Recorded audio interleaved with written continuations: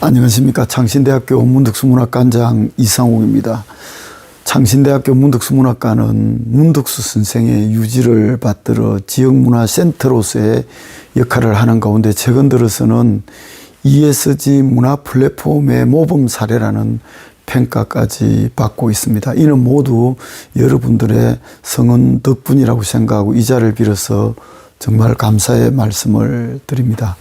2026년 2월 문득수문학관 작가의 만남은 조팽래 하만문인협회 회장을 초청해서 문득수와 활동한 동시대의 하만문인들이라는 아주 특별한 주제로 특강을 열게 됩니다. 2026년 2월 11일 수요일 오후 2시 문득수문학관 전시실에서 열리니 많은 분들이 오셔서 그 의미를 같이 향유하면 참 좋겠다는 생각이 듭니다. 조팽래 회장께서 예고방송으로 문득선생 생가도 찾아가서 또 문득수 선생과 동시대 활동한 조연현, 이석신 등의 일화를 들려줍니다. 같이 잠시 보도록 하겠습니다. 저는 하만문인협회 회장 조팽래입니다.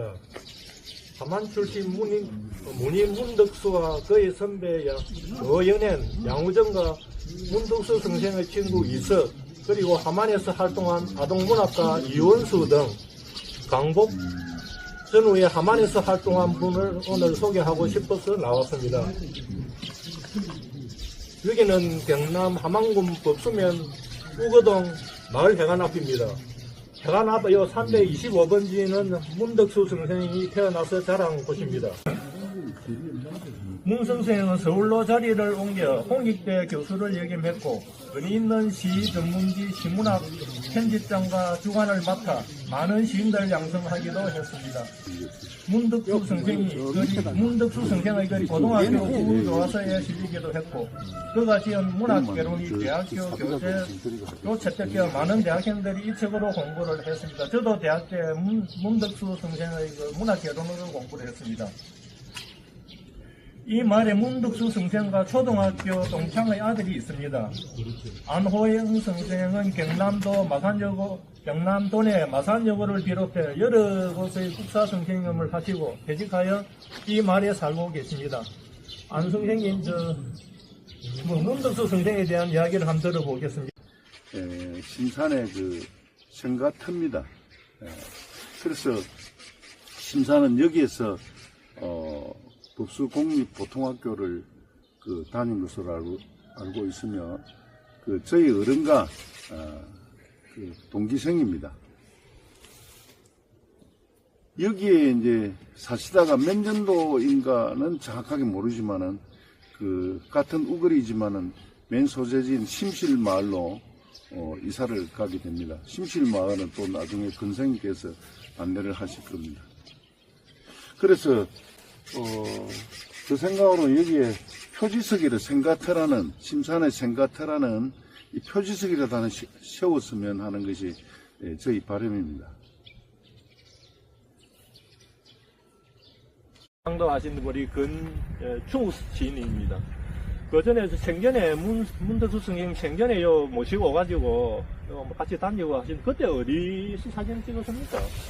여기 와서 보니까 저 건너편에 벽돌집이 보입니다. 저기서 그때 당시 이광수 선생님, 이광수 선생, 그다음에 창신대 이상옥 교수, 그다음에 그때 우리 하만에 이상규 시인, 저하고 저놈에서 기념으로 사진도 찍기도 하고요.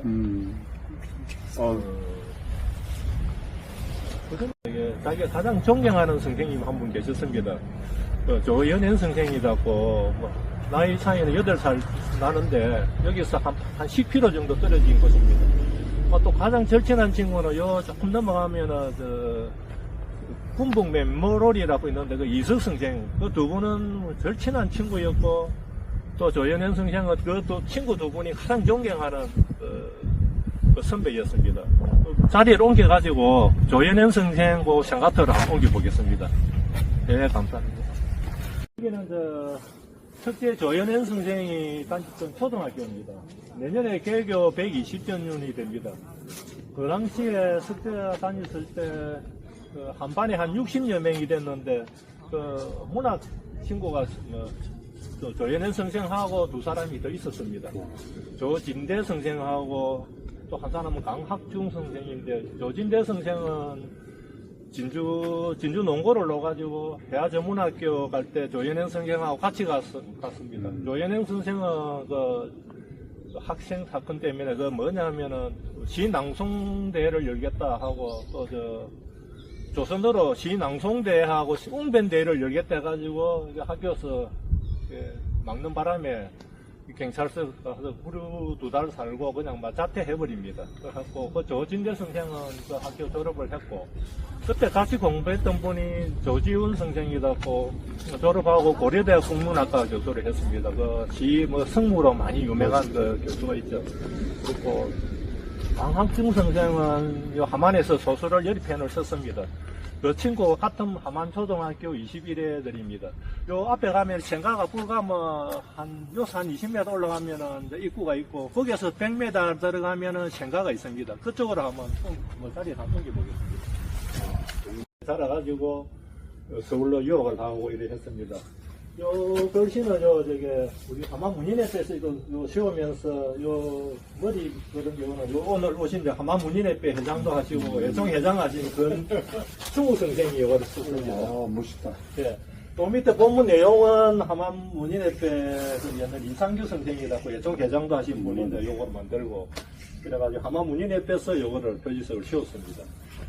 그리고 요 조연행 선생이 어릴 때 요 살면서 면석이로 징집을 면하려고 20대 초에 20대 초 왔는데 그 당시에 이제 함안에는 누가 있었냐면은 아까 말하는 한 10살 위에 양우정 선생이 요 정신적인 문인들인데 지주 역할을 좀 했습니다. 그 당시에 한문 공부를 한 사람들이 대부분인데 양우정 선생은 신학문을 하고 대구 고고를 다니다가 학생운동에 걸려가지고 제적당하고 또 일본 와세다대학 가서 거기서 이제 공부를 했던 분인데 그분이 이제 요 이성을 해가지고 아주 똑똑한 이원수 선생이 그때 어린이 잡지에 글을 쓰고 했는데 이원수 선생이 마산 상고를 졸업할 때 우리 똑똑한 이원수 선생을 오시게 만들었던 분입니다. 그래가지고 나중에는 그 비슷한 시기에 누가 또 있었느냐 조금 앞 세대에 소설가로 유명한 최정희 선생이 또 살았습니다. 그 살다가 이제 서울로 갔고 나중에 이제 이게 최정희 선생이 살았던 거는 인연을 해가지고 조연행 선생하고도 좀 서울에서 좀 잘 지냈습니다.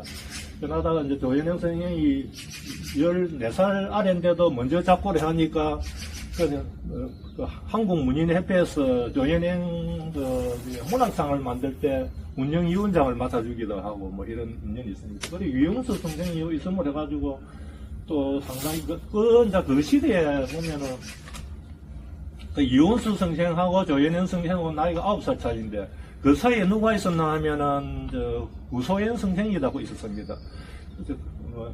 유영수 선생도 감옥을 가고 이래 했는데 그 구소연 선생이 강복 직전에 서대문 행무소서 있다가 고문당해가지고 요양하러 고향에 내려가 있었고 조연행 선생은 징집을 면하려고 뿌듯한 직업이 있으면 징집이 면했기 때문에 하만 면사무소 공무원을 있었고 그리고 낮에는 유원수 선생은 금융조합에 다녔기 때문에 낮에 일을 하고 밤에는 이 세 사람들이 모여가지고 유원수 선생하고는 주로 문학 이야기를 많이 하고 또 아까 말한 구소연 선생은 일본 중앙대학 법대를 넣어가지고 나라가 세면은 덮어가지고 나라도 안 된다. 이걸 경제학을 맹치대학 가지고 경제학을 공부를 했고 주로 이제 구소연 선생은 정치 이야기를 많이 하고 유원수 선생하고 만나면 문학 이야기를 많이 하고 유원수 선생이 그 당시에 신혼살림을 살았거든요. 누구냐면 유명한 아동문학가 최순애 선생.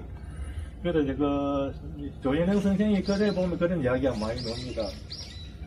밤에 만나가지고 참나라는 망하고 이렇게 울분에 사이가지고 술 한잔 마시면 또 기분이 좋아가지고 같이 노래도 부르고 최순애 선생이 워낙 사람을 좋아하고 또 이은수 선생도 그렇습니다만은 그래 밤에 가지고 포도주 마시고 노래 부르고 했던 그런 이야기로 좀 많이 나옵니다 보면은. 그리고 요게는 이제 조현행 선생 아버지가 그 아버지도 조현행 선생이 1920년생인데 그 아버지도 일본 와세다 대 출신이거든. 그렇게 그 당시에 상당히 굉장히 일찍 이제 공부를 한 사람들이다. 그 나중에 진보당에 이제 그 조직부장 하다가 갔다 뭐 사형 당할 뻔 하는데 보통 보면 아버지가 아들을 구하는데 여기 이 집은 아들이 아버지를 구하고 뭐 그런 일화가 있습니다. 그 할아버지가 요 살았는데 할아버지 사랑방이 옛날에 요 일대의 유지들의 거기라 이제 사랑방이 돼가지고 그 가서 많이 어깨 넘어 공부도 하고 바둑도 배우고 하는 그런 이야기가 나옵니다. 그 하만에는 보면은 우리 아까 먼저 둘렀던 문덕수 선생, 그 문덕수 선생이 가장 절친한 이슬 선생, 그 두 분이 가장 존경했던 분이 평생을 존경하고서 아까 했던 분이 요 조현현 선생입니다. 조현현 선생도 가장 고향을 아끼는 두 후배입니다. 우리가 보면은 지금처럼 우리가 본받아야 이렇게 치열한 작가로서 활동을 많이 하셨고 또 인간적으로도 보면은 조현현도 가장 아끼던 분이 이제 두 분이었거든요. 그러니까 우리가 배워야 될 게 그런 치열한 문학 정신과 뜨겁고 한 인간의 이런 것도 우리가 좀 배워야 되지 않을까 이런 생각이 듭니다.